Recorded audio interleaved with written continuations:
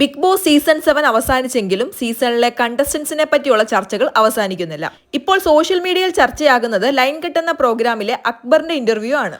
മറ്റു മത്സരാർത്ഥികളുടെ ഇന്റർവ്യൂ എവിക്റ്റായ ദിവസം തന്നെ എടുത്തിരുന്നു. എന്നാൽ അക്ബറിന്റെ ഇന്റർവ്യൂ ഒരു ദിവസത്തിന് ശേഷമാണ് എടുക്കുന്നത്. ഒന്നാം സ്ഥാനത്തെത്തിയ അനുമോളുടെയും രണ്ടാം സ്ഥാനത്തുള്ള അനീഷിന്റെയും മൂന്നും നാലും സ്ഥാനക്കാരായ ഷാനവാസ്, നെവിൻ എന്നിവരുടെയും ഇന്റർവ്യൂ ഗ്രാൻഡ് ഫിനാലയുടെ അന്ന് തന്നെ എടുത്തിരുന്നു. അപ്പോൾ പിന്നെ അഞ്ചാം സ്ഥാനക്കാരനായ അക്ബറിന് എന്ത് പ്രത്യേകതയാണ് ഉള്ളതെന്നാണ് സോഷ്യൽ മീഡിയയിൽ ജനങ്ങൾ ഉയർത്തുന്ന ചോദ്യം.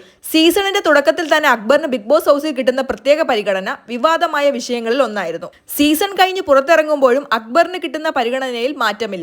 പുറത്തുപോയി കാര്യങ്ങൾ മനസ്സിലാക്കി ഇന്റർവ്യൂ കൊടുക്കുന്നതിൽ എന്തർത്ഥമാണ് ഉള്ളതെന്നാണ് പ്രേക്ഷകർ ചോദിക്കുന്നത്. അതുപോലെ കൂടുതൽ ദൈർഘ്യമുള്ള വീഡിയോ ആദ്യം പോസ്റ്റ് ചെയ്ത് 15 മിനിറ്റിന് ശേഷം അത് ഡിലീറ്റ് ആക്കി എഡിറ്റഡ് വീഡിയോ പോസ്റ്റ് ചെയ്തു എന്ന ആരോപണവും ഉയർന്നു വരുന്നുണ്ട്. ഇന്റർവ്യൂവിൽ അക്ബർ പറയുന്നു, വന്ന് 2 ആഴ്ച ആയപ്പോൾ താൻ മറ്റു മത്സരാർത്ഥികളെക്കാൾ ബെറ്റർ ആണെന്നും തനിക്ക് ടോപ്പ് 5-ൽ എത്താനുള്ള കാലിബർ ഉണ്ടെന്നും താൻ മനസ്സിലാക്കിയെന്ന്.